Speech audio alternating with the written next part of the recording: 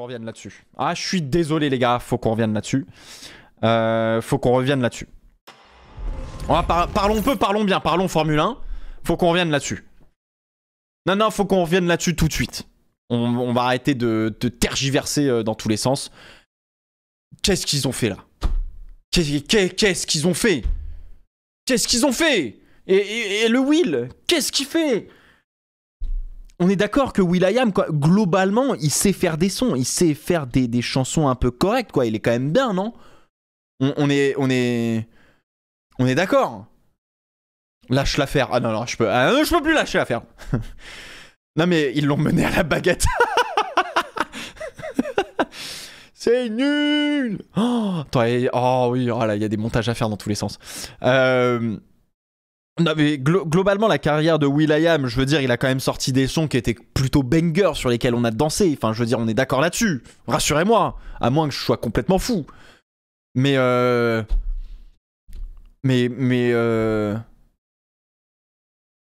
les Black Eyed Peas, ça a marchouillé un peu. Ah, ça a quand même pas trop mal marchouillé, quoi.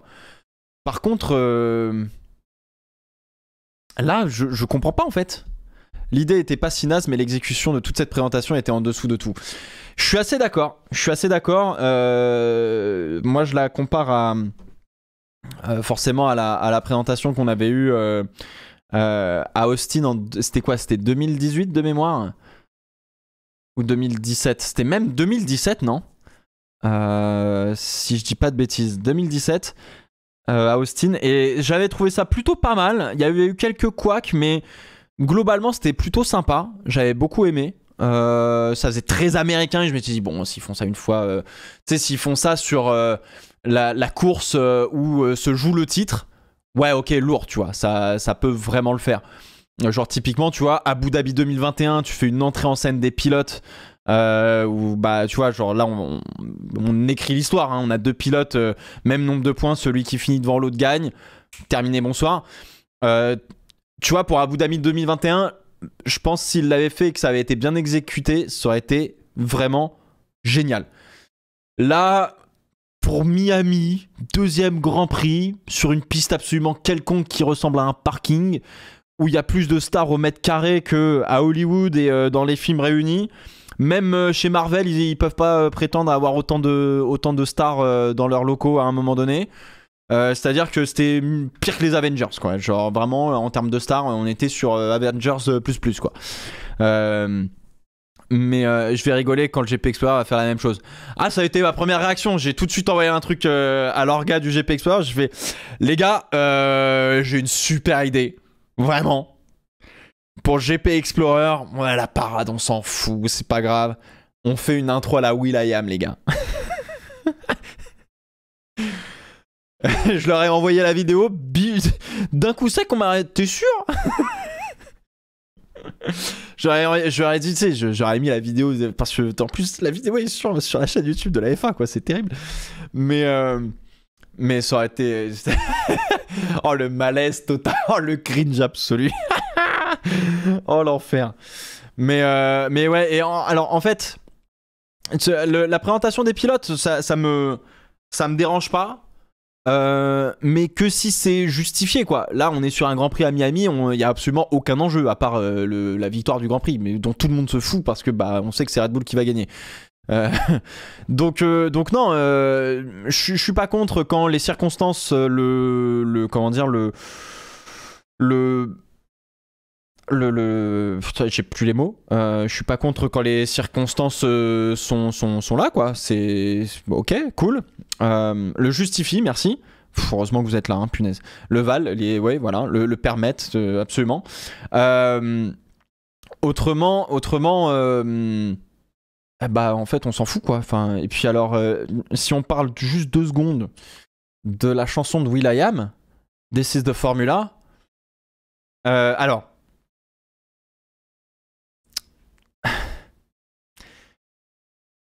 Alors, il y a une chose sur This is the Formula, il y a une chose. Alors,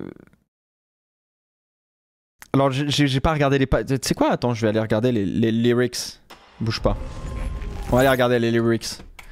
Avant de passer à la suite. Attends, hop, tac, voilà. De Formula, Will I Am. Merde. Lyrics. This is the Formula. I know you love it.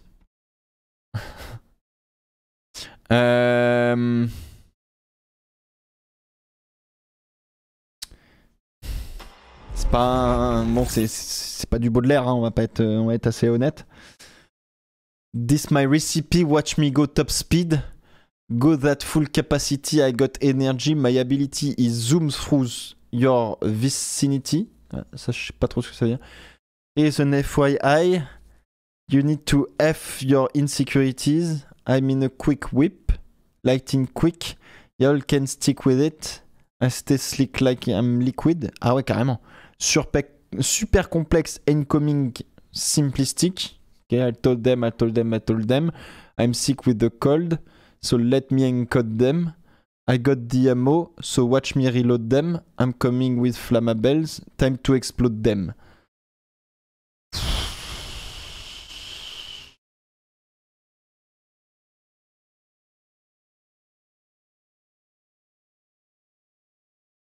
Et puis il y a Lil Wayne quoi dessus. Je veux dire, il n'y a pas personne dessus. Ah, French accent, hein, les gars. À un moment donné, j'ai pas le flow de will.i.am. Quoique je vais être un peu méchant, mais j'en suis bien content de pas avoir son flow. This is the Formula, ça me dérange pas. Parce que techniquement, et ce sera dans le livre, techniquement, la Formule 1, effectivement, c'est revenir à la formule de pouvoir... qu'est-ce que c'est que la formule pour pouvoir concourir avec un certain type de voiture, sur un certain type de circuit, avec un certain type de réglementation. C'est pour ça que ça s'appelle la Formule 1. Donc... il est allé chercher quand même la base de savoir ce que ça voulait dire peut-être Formule 1. Pour tout le reste, je pense qu'on va oublier quoi.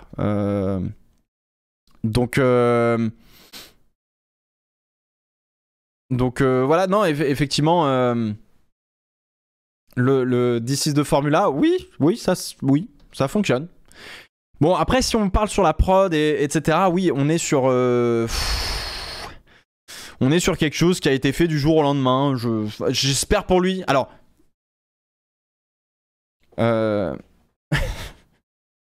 j'espère pour lui, hein, évidemment.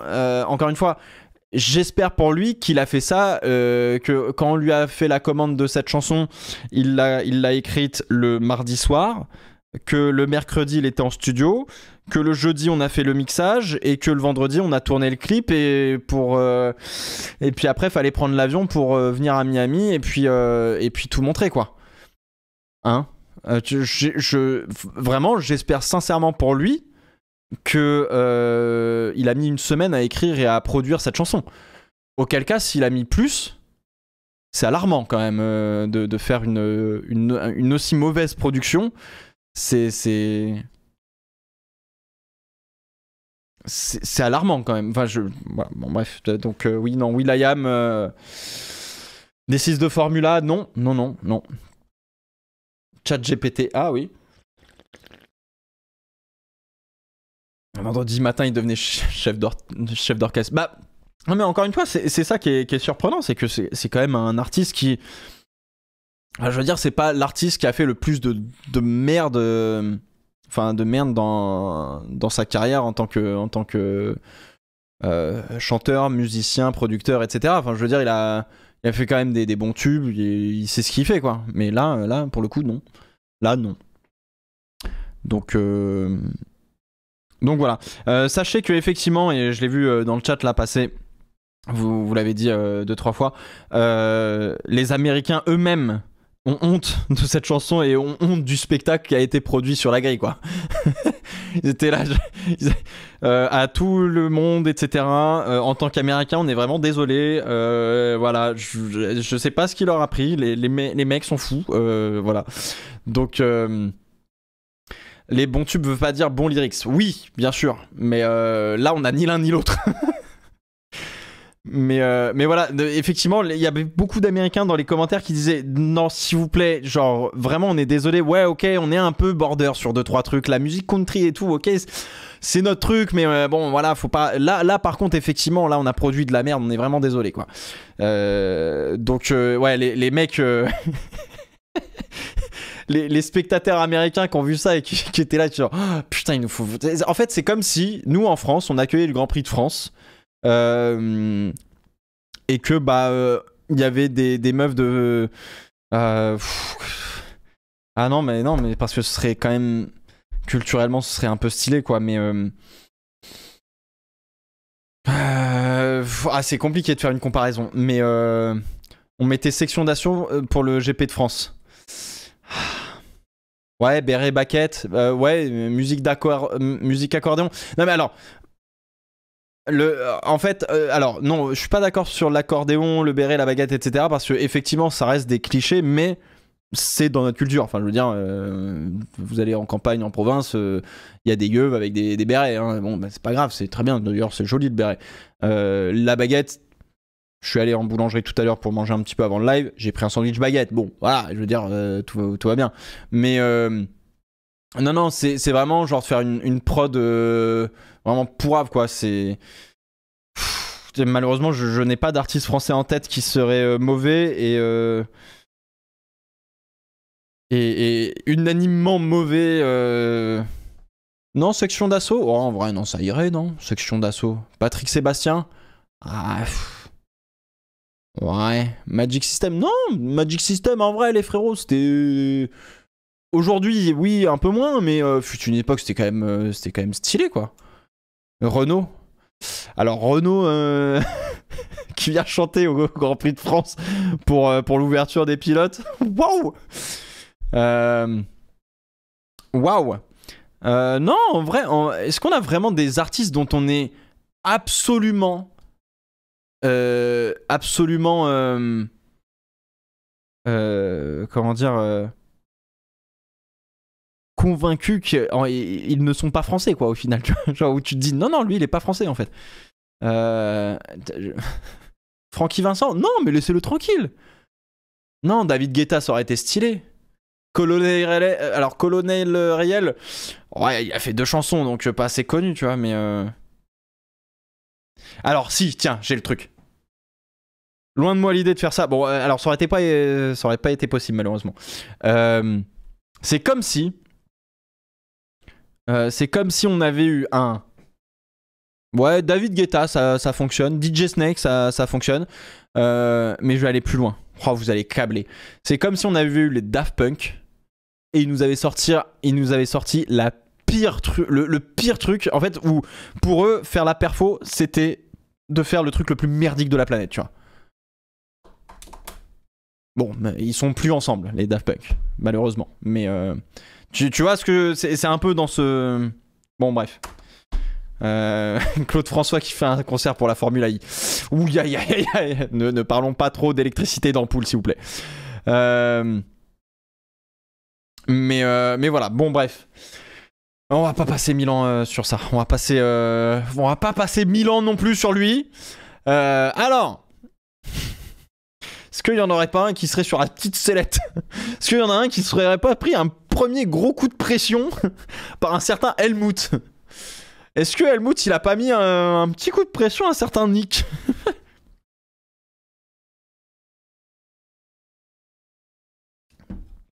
Il va se faire Helmuted, là.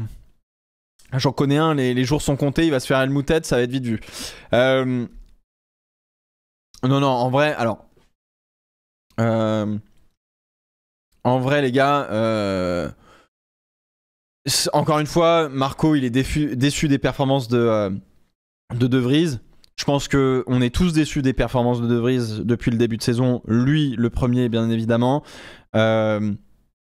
Je pense que c'est effectivement surprenant parce qu'on s'attendait à ce qu'il performe, voire qu'il soit devant Tsunoda, qu'il soit en leader d'équipe, etc. Je pense qu'on avait beaucoup de grandes attentes autour de Lando Norris. Pas du tout. Autour de Nick De Vries, pardon. Waouh!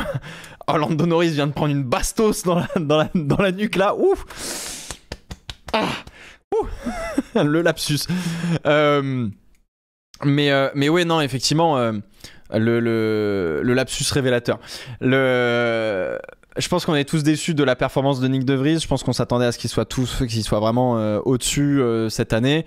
Je pense que, du coup, le fait qu'on attendait beaucoup de lui fait que les petites erreurs, le manque de rythme de course qu'il a, etc., fait que ça passe pour quelque chose qui est vraiment très anormal de sa part, ce qui est peut-être le cas d'ailleurs.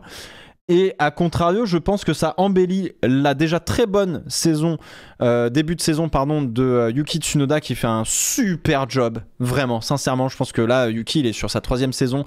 Ça fonctionne très très bien. Alors oui, il est toujours un petit peu vigoureux, d'une certaine manière, si je puis me permettre, mesdames et messieurs. Mais en tout cas, on a un Tsunoda qui est vraiment dans le coup cette année, et ça c'est indéniable, c'est factuellement vrai. Je pense que c'est un peu plus embelli par le fait que du coup Nyck de Vries est en contre-performance pour le moment. Donc voilà, c'est effectivement la petite chose. De Vries, 14e, il a pas fait mieux que 14e à Bahreïn et à Jeddah, donc ça a été compliqué. Il a devancé Tsunoda une seule fois en qualif. C'était à Miami d'ailleurs. L'AlphaTauri, c'est pas la fusée. Excusez-moi, c'est pas la fusée non plus, hein, qu'on soit bien d'accord. Merci pour les subs, frérot. Merci Jesse, merci beaucoup. Qu'est-ce qu'on peut dire, c'est compliqué aussi de s'adapter, hein, pour De Vries qui, alors il a conduit tout un tas de Formule 1 différentes, etc., mais performer avec week in, week out, comme disent les Anglais, c'est pas facile. Donc le petit Helmut, il aurait fixé un ultimatum à De Vries pour hausser son niveau de performance.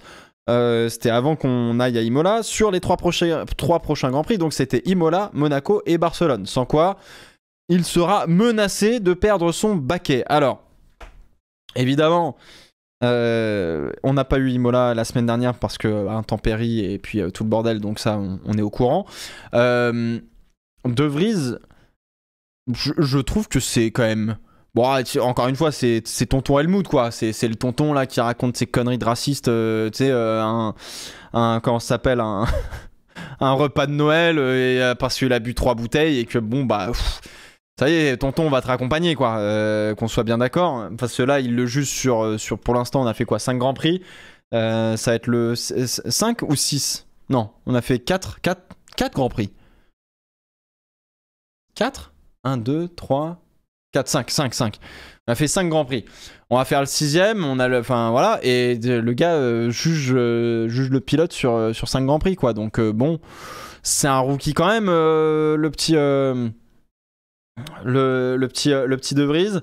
Bon, ce serait bien d'attendre un petit peu plus. Je pense qu'il lui faut au moins une bonne saison, et après faut voir. Mais oui, effectivement, 8 GP, c'est déjà le tiers de saison quand même.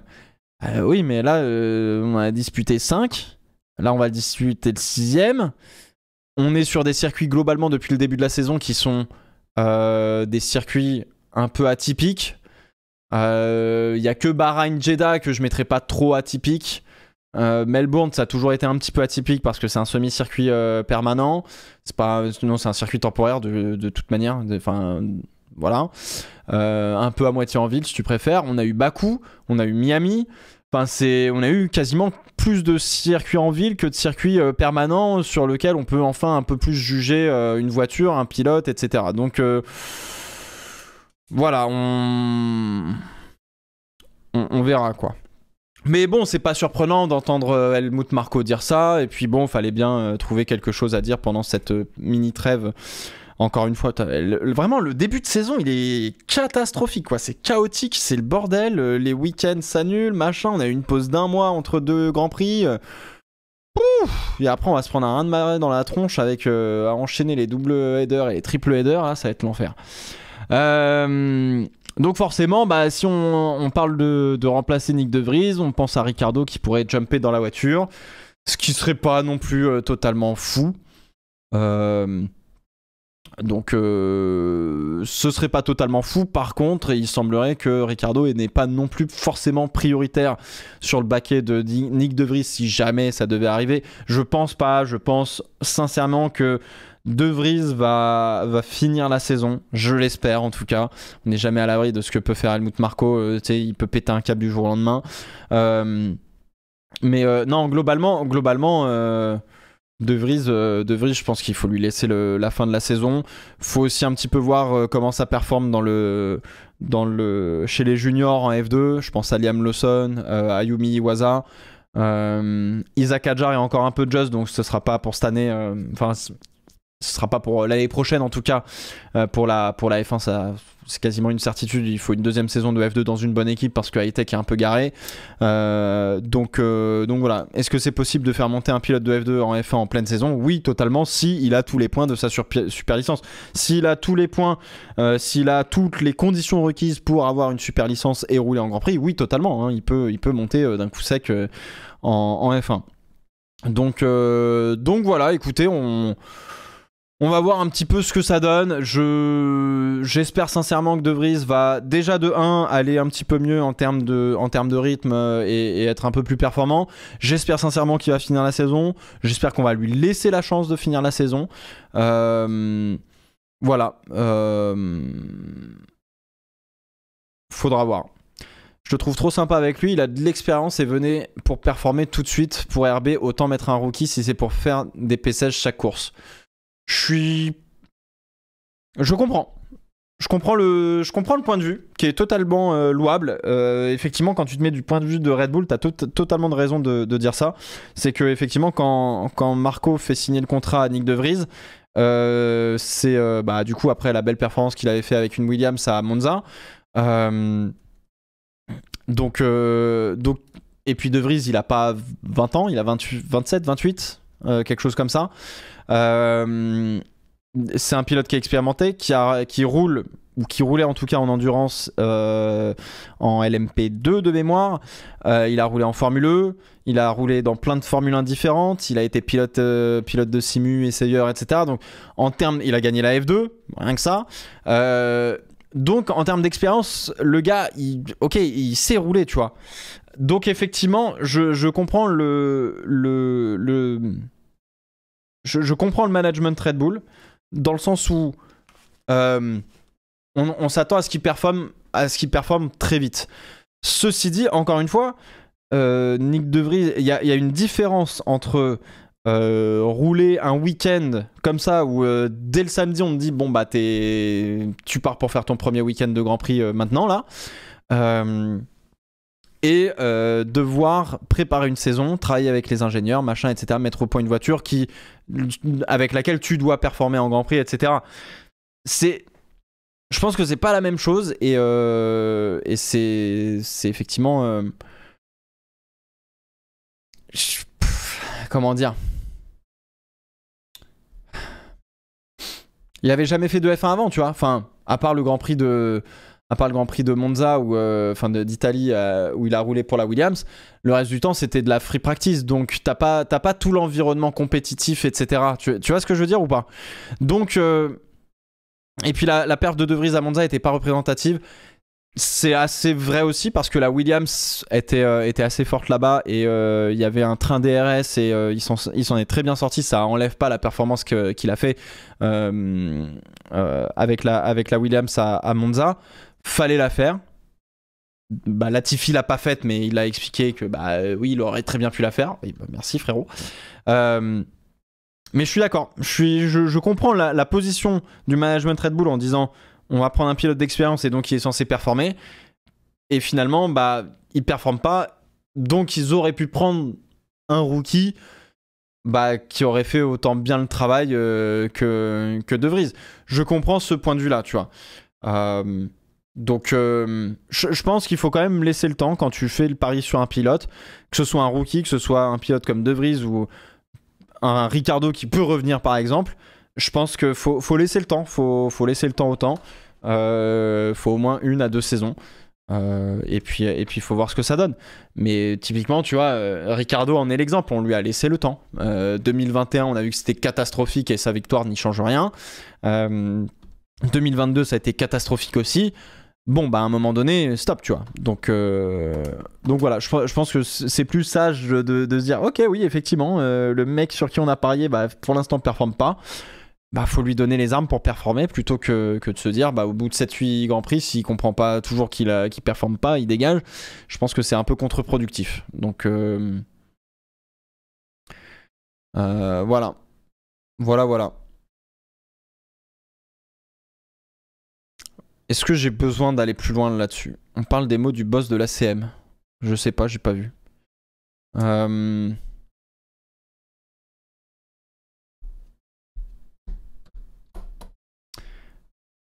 réaction, quelque chose? Non, mais parce que, en fait, vraiment, à un moment donné, va falloir se rendre à l'évidence que Lewis en rouge, ça n'arrivera pas, quoi.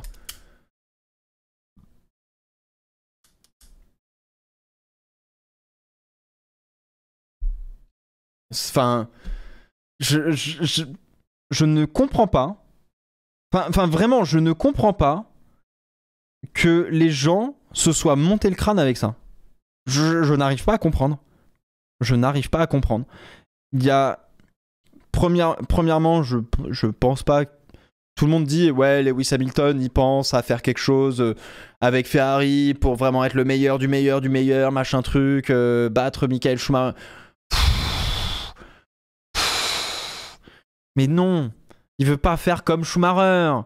Il veut faire différemment de tout le monde. Donc il veut pas aller chez Ferrari. Donc déjà, il y a ça. Et puis deuxièmement, s'il y en a un viré chez Ferrari, no offense parce que je l'adore, c'est pas Carlos Sainz. Donc voilà. Et l'autre, Charles Leclerc.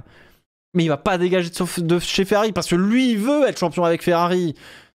Lewis, c'est Lewis. Schumi, c'est Schumi. Leclerc, c'est Leclerc. Carlos Sainz fait un très bon job cette année par rapport à Charles qui est obligé d'être sur la limite de la limite de la limite tout le temps. Et donc, bah, ça se finit dans le mur assez souvent, malheureusement. Mais stop! Ça y est, dès qu'il y a un peu de grabuge et que Leclerc fait 2-3 contre-perfs parce que bah, y a une bagnole qui est un petit peu pas aussi ouf que ceux à laquelle il s'attendait, qui est obligé de surconduire pour pouvoir effectivement bien la placer quand bah, Sainz se retrouve à quand même... Parce que ça on le dit pas, hein, on dit oui Charles Leclerc fait des erreurs, machin, un truc en qualif. Oui bien sûr, mais au moins il va chercher l'erreur. Carlos Sainz, quand il est en rythme de course, il se prend des valises quand même, il se prend des boulevards hein, par Charles Leclerc, donc on se calme. Après, ceci dit, bah oui, le Carlos, il est quand même pas mauvais parce que derrière, ça termine quoi. Donc,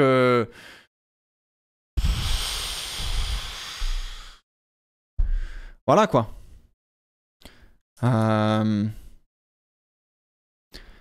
Donc, laissez Charles avec Fred Vasseur, ils vont se mettre au taf tranquillement, voilà, c'est en train de se faire. Carlos Sainz, c'est un très bon numéro 2. Désolé, no offense Carlos, mais bon, c'est pas lui qui va être le taulier de chez Ferrari. Et puis Hamilton, il en pour parler avec Mercedes. Donc factuellement parlant, quel est l'intérêt de Lewis Hamilton de partir de la peste pour le choléra? Parce que s'il y a bien une écurie où il faut aller signer en ce moment, c'est ni Ferrari et c'est ni Mercedes, sauf si t'es déjà chez eux. Faudrait aller plutôt chez Aston Martin ou chez Red Bull, ok? Donc déjà, de base, point barre. Là, tu quittes la peste pour le choléra, mais ça n'a aucun sens. Ça n'a aucun sens. Donc non. Et tout le monde s'est monté en tête en disant ouais mais tu comprends F1 tout peut se passer mais tout peut se passer mais quand même c'est vrai que l'année dernière on s'est pris quand même des trucs dans la tronche où j'avoue moi j'étais le premier surpris, il s'est passé des dingueries mais là il y a quand même des dingueries qui c'est pas quoi quand même donc bon voilà.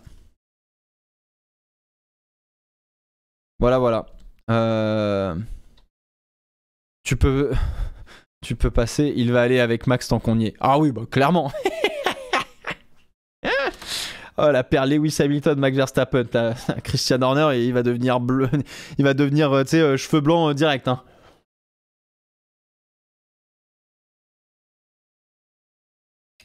Mais. Et puis on propose 40 millions. Pff. Si jamais il doit prendre 40 millions, mais il va sûrement pas chez Ferrari. Hein. Vaut mieux qu'il prenne plus. Hein. Donc bon.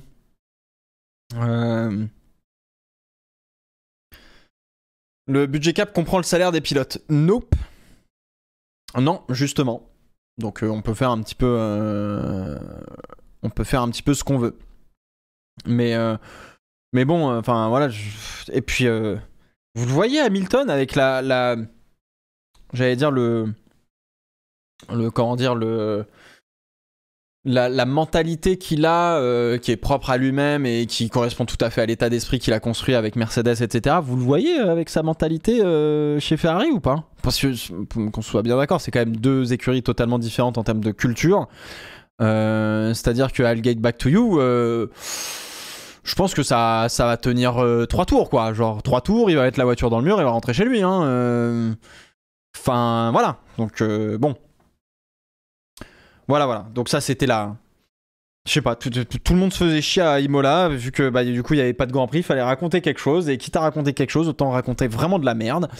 Ça me foudroie que des journalistes arrivent à faire monter la sauce comme ça sur une histoire qui est aussi merdique que ça, quoi.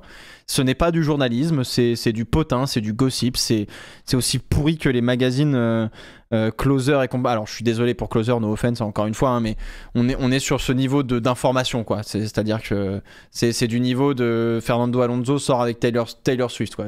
On en a rien à... Putain, mais qu'est-ce qu'on en a rien à péter, putain.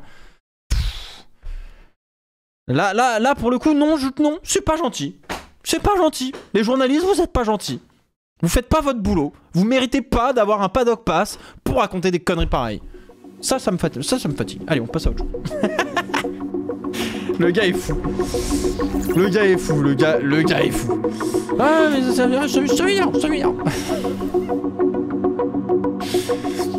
Fernando et Taylor Swift. Ah, mais non, mais... Oh, putain, j'aurais pas dû rallumer le débat, quel con.